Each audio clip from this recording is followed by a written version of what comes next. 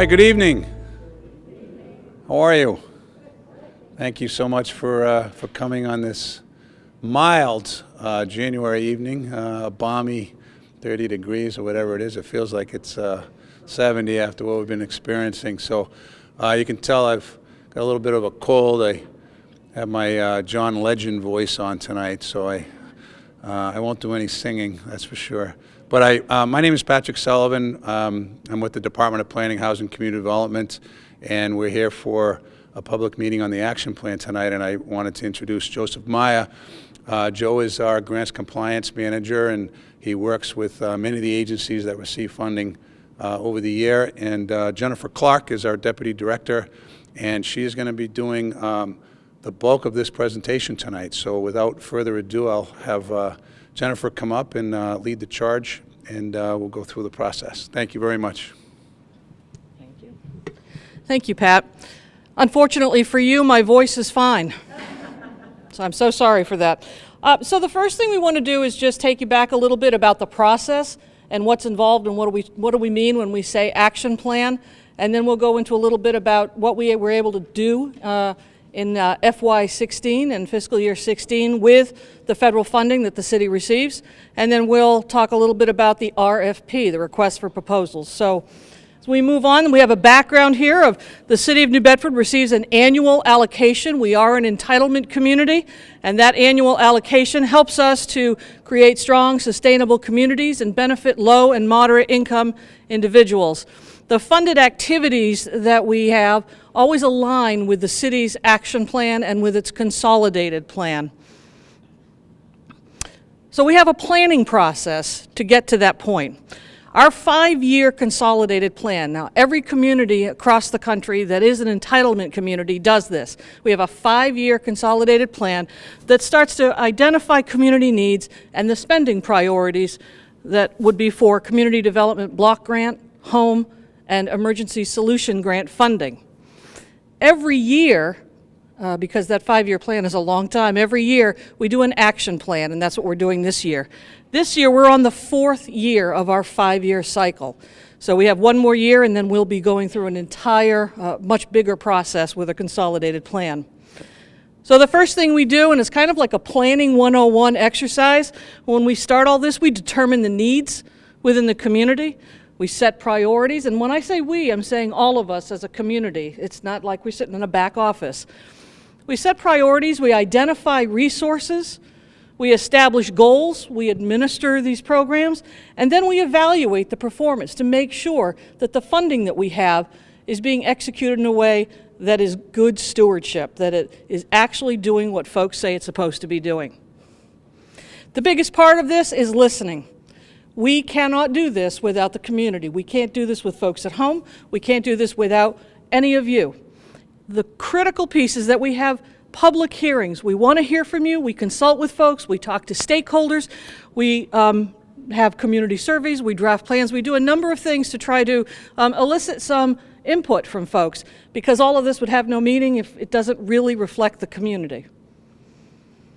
So this year we have an estimate of funding. We don't have the actual numbers, but we're assuming it's fairly consistent with what we have in this current year that we're in.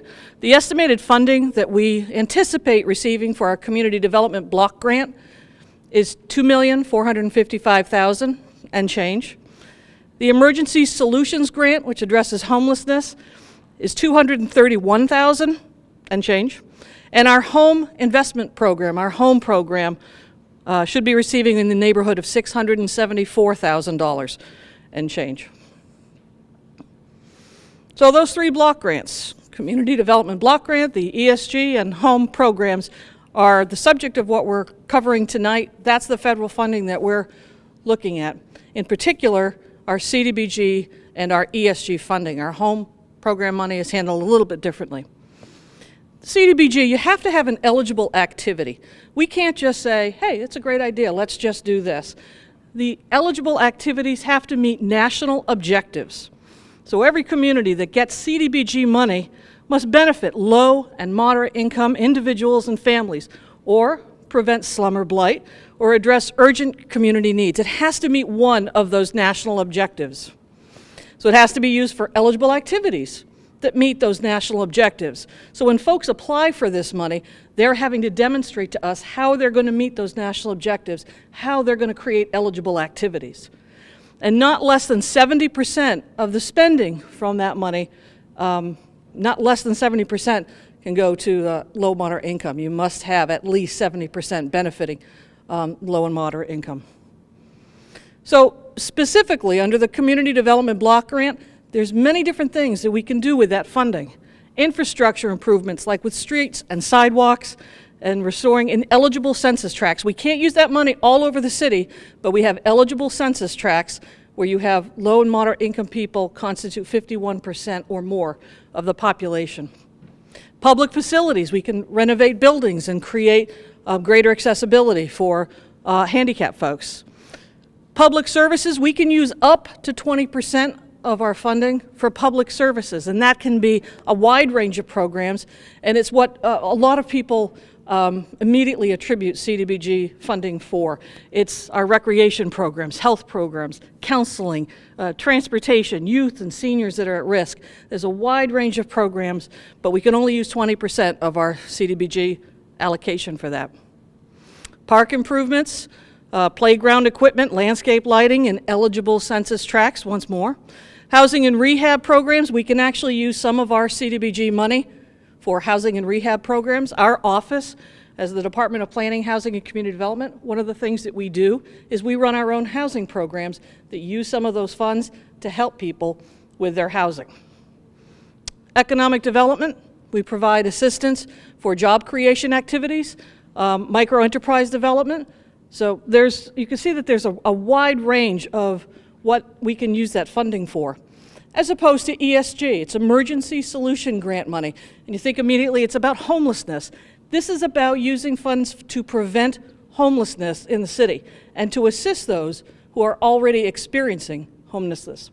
You can use that for street outreach. We can use that for emergency shelters themselves. We can use that for prevention, to rapidly rehouse people, to get people out of these crisis situations right into housing so they can stabilize. And we can use them to help with our homeless management information system, our HMIS, which is a fancy way of saying how we collect our data. It's another government requirement, but it's important we always get good information because we don't want to start funding things and we don't have good information. So all of those are eligible activities. And then we have the home program, which provides, develop, support, and produces, expand the supply of safe, decent, and affordable housing in the city. It covers new construction, rental housing. We have a great first-time homebuyer program where we have literally hundreds of people every year who participate in that and go on to successfully become homeowners for the first time. We have assistance, limited assistance to community housing development organizations. They're called CHODOs. So we have a few CHODOs in the city where we can give a little bit of money to help them develop affordable housing. So there's kind of a nice range of things we can do with the home funds. So with that, that was sort of the background, and so you're rid of me for the moment. I'm going to bring back Pat Sullivan, and he's going to cover some of the accomplishments. We're going to look at FY 2016, fiscal year 2016. We are in fiscal year 17 right now, so we've finished a whole year. We're going to talk a little bit about those accomplishments. Thank you, Jennifer. It's the side one here, right? Whoops, went ahead a little bit, sorry. Here we go. So just an idea of this past year, we assisted about 12,000, a little over 12,000 folks through our public service program. So there was about 26 agencies that received a little over $300,000. And through that, you know, that's a good sum of money, but it's incredible how it leveraged 12,000 residents being directly served. Of that 12,000, about half were extremely low income, meaning that their incomes were at or below 30% of the area median income. So there's a great need for that population as well. Through our park and public facilities improvements, 15,000 folks were directly assisted or benefited from that activity. So we basically look at a service area in a neighborhood, and we've determined that those activities benefit about 15,000 folks, and we rehabbed about 44 units of housing throughout the city. This is some of the public service programs that I had mentioned. Economic development, very important function. We provide funding to the New Bedford Economic Development Council. They have a variety of programs. We also have an internal facade improvement program that provides $2,000 grants for folks for signage and facades on their businesses. So that's been very successful this past year. These are some of the public facilities that were done in 2016. Tom Lopes Park down at 1 Washington Square, great park, great man, did many great things in the community. The Phillips Avenue Park had a second phase where we put some furniture in there and had a lot of placemaking. This was a former vacant lot that was repurposed into a pocket park up in the north end. Whalers football team had a great project where we provided CDBG funds through Parks, Recreation, and Beaches to improve the lighting, which was a big improvement. They couldn't have night games there, and put a new scoreboard up. And we're under construction right now for a playground at Hayden McFadden School. And this was a great little planning process that we had there, and the community came out in large numbers to help us with that process. Siemens Bethel, this is a very historic project in the historic district that needed some accessibility between two extremely old buildings, and we were able to use CDBG funds to bridge that handicap accessibility, put an elevator in, and that project just got completed this past year. We used this isn't a great photo, but we did some intersection improvements along Acushnet Avenue near the Bullard and I Street neighborhoods to create a walkability and connections to Riverside Park. As Jen had mentioned, the Emergency Solutions Grant Program, we've funded 927 folks were provided assistance either through the emergency shelters, through through homeless prevention or rapid rehousing, getting them rapidly housed in a great number of times. So when you look at that total of 927 folks assisted with $231,000, that's a great leveraging of funding. Neighborhoods First program, very successful. We provide funding for first-time homebuyers, and we had a number of different initiatives. This particular picture, a first-time homebuyer through a lottery. I was very excited about a house up on Gyra Street that we collaborated with Youth Build. And we also do a lot of homebuyer counseling. 264 folks during this year. We do 5 homebuyer counseling sessions. We're assisted, so that provides them with pretty intense 2 nights, 4 hours apiece of training, and they get a certificate that qualifies them for funding to buy their first home. And the 44 units of housing included a great project, scattered site project down in the south end, Verdine Gardens, which was about a $15 million renovation to that facility, and that was the ribbon cutting for that. And finally, our COC programs. Those are not part of the entitlement programs, but we like to kind of tout some of the accomplishments. That's a competitive grant that we apply for each year, and we've received a grant every year since 1996, I believe, approximately $2 million, a little less than $2 million a year. And over 425 clients receive assistance under that program this past year. 31 of those rapidly housed, and 22 clients in transitional housing. So that was just a really brief overview, but I thought it'd be nice to kind of see the diversity of the different projects and programs that we fund. So I'm going to turn it back over to Jen to talk about the very important, while you're all here, to find out how to access these funds. Thanks, Jen. Okay, so our RFP process, that's our request for proposals. This is the way in which you can apply for funding through the city. Where can you access that? You can get a copy of this application tonight if you are present. You can get a copy of this at our offices, which are at 608 Pleasant Street. We're the second floor of the Art Museum downtown. And you can get them online. They are now available online. We got that posted late this afternoon, so they are available to everyone. With that RFP, it's both the application, the instruction, an authorization sheet, so we have a lot of information online in addition to this particular PowerPoint if you have any other questions. And so if you want to learn more about how to complete that, or you want to make sure that you have a competitive edge in completing it correctly, you're going to want to come this Friday to one of two of our workshops. One is going to be for the Community Development Block Grant, and one is going to be for ESG. We've done these every year. They've been very successful, but it's important because there's always one or two things that may change every year, and it's always important to send your grant writers and your best folks to understand what it is that is being expected of them. CDBG will be at 9 o'clock this Friday at our offices at 608 Pleasant Street, and the ESG will immediately follow at 10 o'clock. So we will do that this Friday on January 12th. There are two kinds of there are two kinds of RFP packets. I can't drill this into everybody enough. There's a CDBG packet and an ESG packet. Make sure if you're applying, you apply with the correct information and with the correct one. Again, it's available on the city website, at the meeting tonight, and in our offices. The workshop, Friday, just in case you all forgot and had short-term memory, as if I didn't say it 30 seconds ago, is going to be this Friday, and at the different times, 9 o'clock and 10 o'clock for CDBG and ESG, respectively.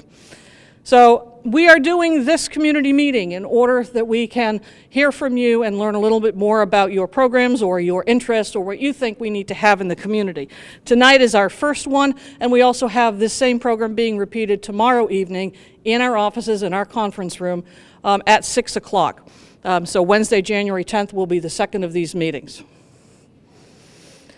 We have an entire calendar set forth. We have to set this up so that we have a process by which we go through this application and hearings and do all of this in time to get the money through the federal government. So we begin with releasing that RFP. You'll have that on January 12th.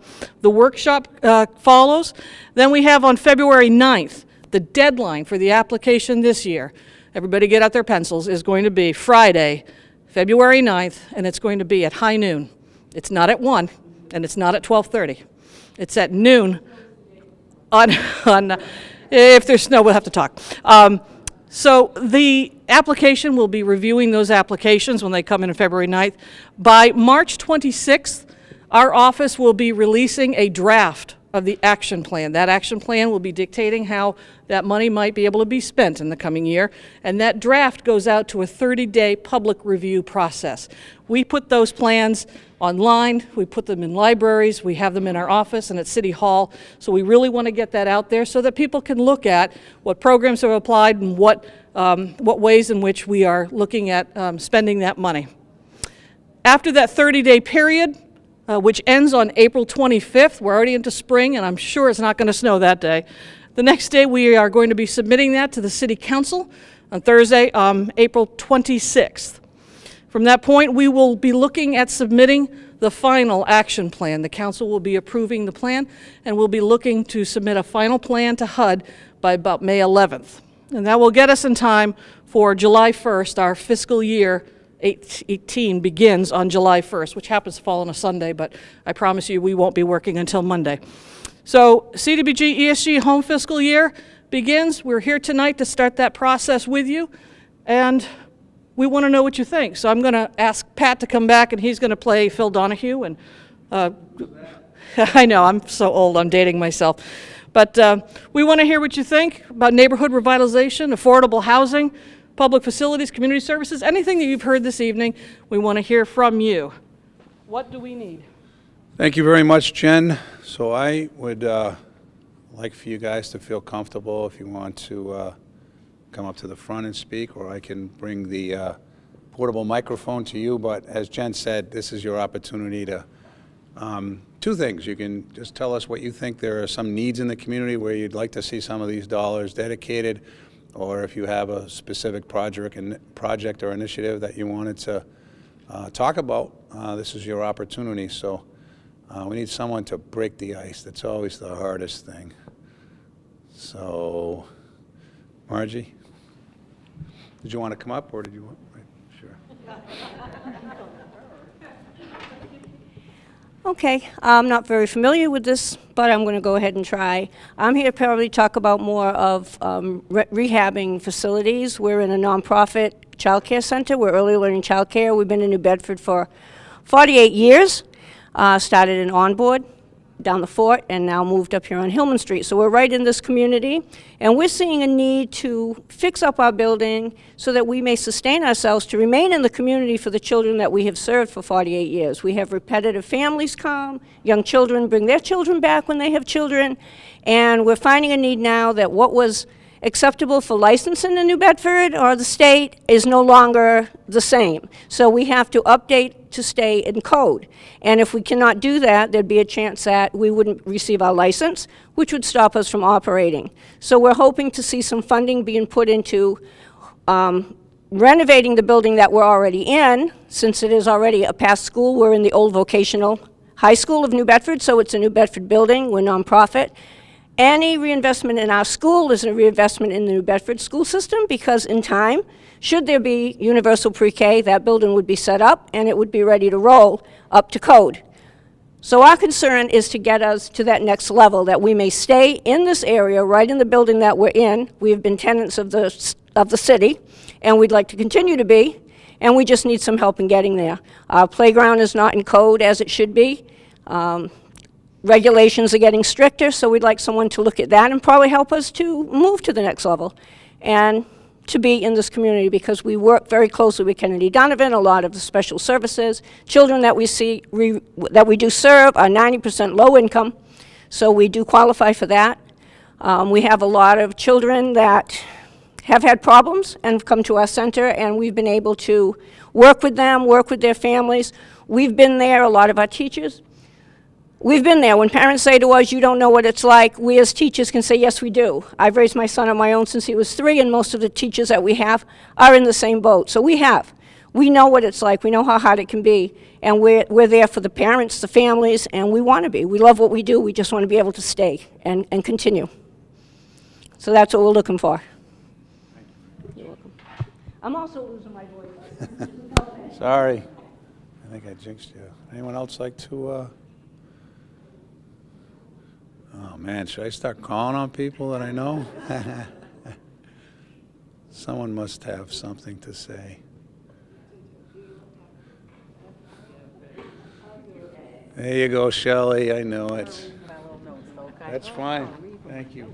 Hi. Good up. This microphone doesn't work. They're on TV. They're on TV, honey. Oh my God. Hi. My name is Shelley Correa, and I'm the program director of Harbor House Family Center, which is a homeless shelter in the city of New Bedford.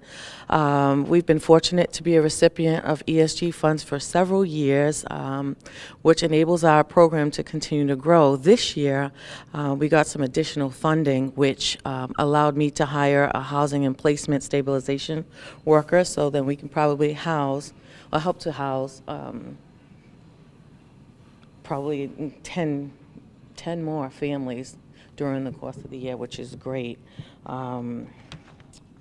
Also, the assistance helps us to offset the cost of utilities for the building, which allows us to provide more essential services that are needed, because we all know it's not just heat and hot water that's going to help somebody get into an apartment. It's helping to rebuild their lives and get them back on the path.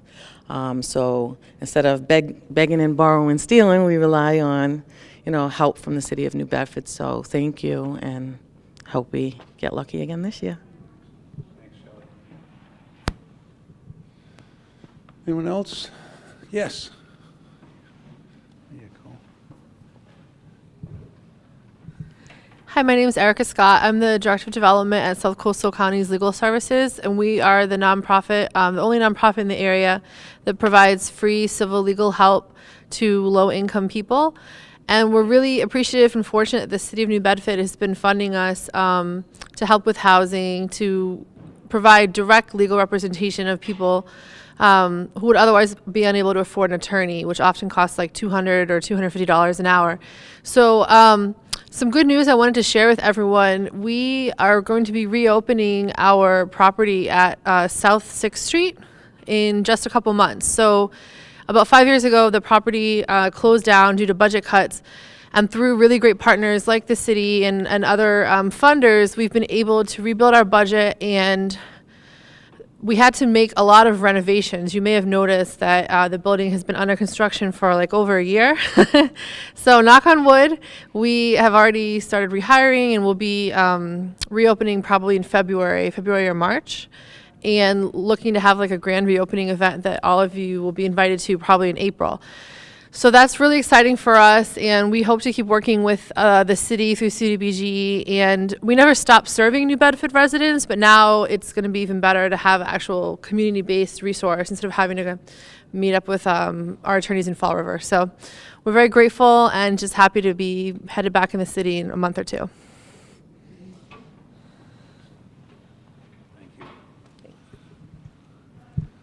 Anyone else? Gosh, there's some folks here that I know. This is the quietest I've ever seen them.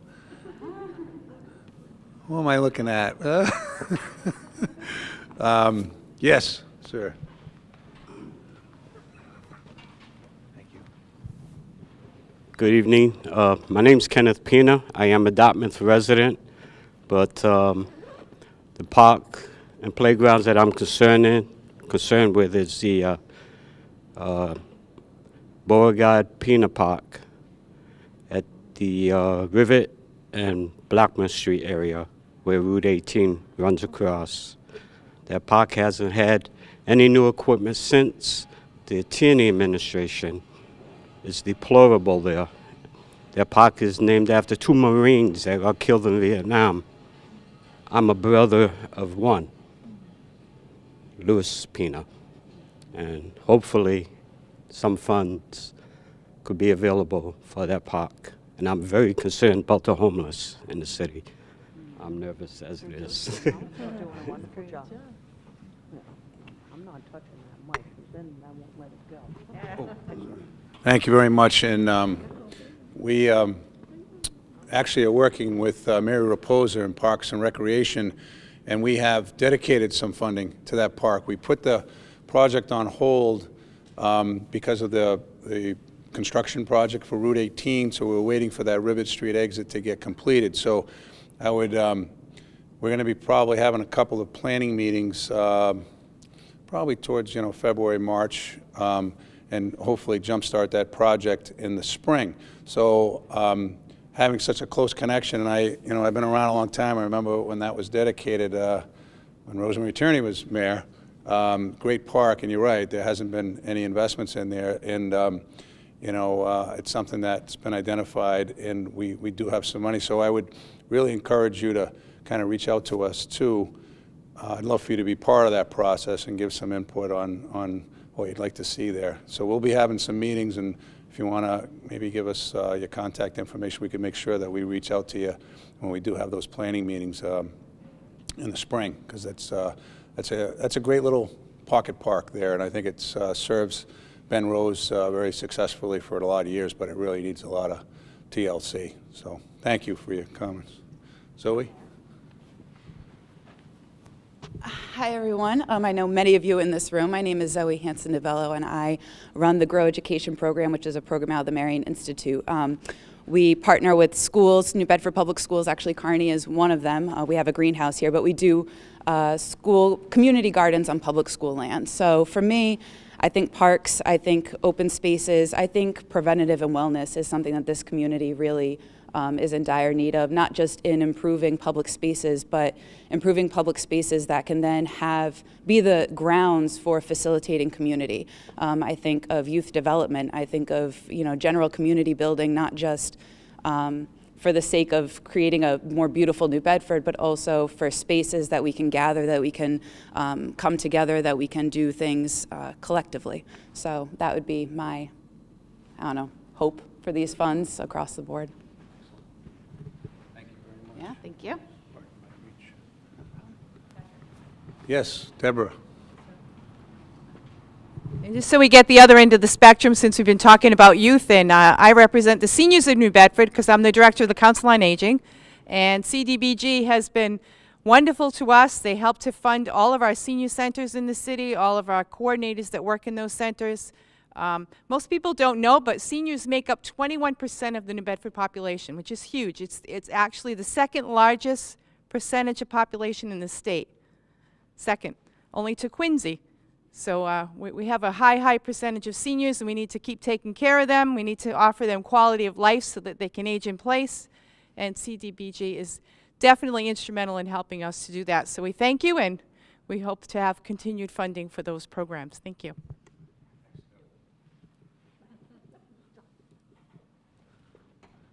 Anyone else like to have a comment or? Yes. How are you? How you doing, Maura? Good. So I'm not blocking it. Hi, I'm Maura Ramsey from Groundwork South Coast, and I thought since you sort of reflected the youth and then the other with the elder, I thought I would reflect the reverse of being a very new nonprofit in New Bedford. I was hired to start a nonprofit in New Bedford and Fall River just over 10 months ago. And the support and the welcome that I've received from the city as well as from many other partner organizations has been overwhelmingly positive. And I think that the funding from CDBG helped us to, among other things, hire young people and start a program that really focused on working with young people to do leadership development in the Cushnet Avenue neighborhood in the North End, to do beautification, community engagement, leadership development, and also workforce development, sort of skill building with those young people. So we really have enjoyed the way that that's helped us get started, and we look forward to continuing that relationship in the future.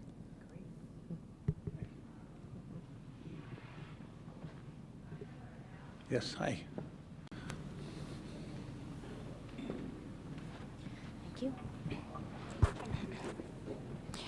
Hello, my name is Denise Pumaguaye, and I am the Youth Services Coordinator at the Dream Out Loud Center of the Arts. We are a nonprofit organization, and we take in youth from all areas of New Bedford who are interested in eventually starting a career in the arts. So we are promoting good behavior and different skills that they can take along the way while they're in middle school, they go through high school, and actually part of our job is also to train these youth to become later on junior instructors. We just got off a meeting today because we will be coming back to our program on the 23rd. So we are really thankful to the CDBG for all of the support that we get throughout the year, and hopefully we keep on gathering more youth and reaching out to more youth so they stay out of trouble, as is usually the next step with, I would say, low-income cities as New Bedford. So that's all. Thank you very much. Anyone else? Yes. My name is Marlene Barrows from North Star Learning Centers. We are a nonprofit early education and youth service and mental health organization, and we have been recipients of CDBG funds and are very grateful. We are looking to open up an early education program in the south end of the city, which will be conducive to families getting there because it's right in the bus route, and we'll be able to service children from 1 month to 5 years old. So that is our goal. Well, we started off a little slow with the public participation, but you guys rallied, and I greatly appreciate that. It's the part of the program that we all enjoy the most, hearing from you. And it's very important because it gives us a nice perspective on what the needs are in the community, and also kind of gives you an opportunity to describe the great work that you're doing and the impact that CDBG and ESG funds have on all your programs. So thank you all very, very much for taking time out on a balmy January evening, and we greatly appreciate it because public input such as this is so important. So we're very thankful that you made that opportunity from your busy schedules to join us. Look forward to seeing most of you at the Technical Assistance Workshop on Friday. But no, during this whole period when the application is open, we have an open door policy, so you can come in. It's not like an application that you have to do, you know, at your own desk or in your offices or wherever and have no input. So we're here to help. We're help to guide. The workshop does that, but there's ongoing technical assistance when you have questions to help you through the process, because some of it's complicated to determine eligibility with CDBG funds or ESG funds. You want to make sure that you're putting forth, so we can give recommendations. We can't help you write the application, of course, but we'll give you recommendations on navigating through the federal bureaucracy and help you with the whole process. So again, thank you all very much. Happy New Year, and look forward to hoping to fund all the great programs that have been here this evening. So keep up the great work. Appreciate it. Thanks.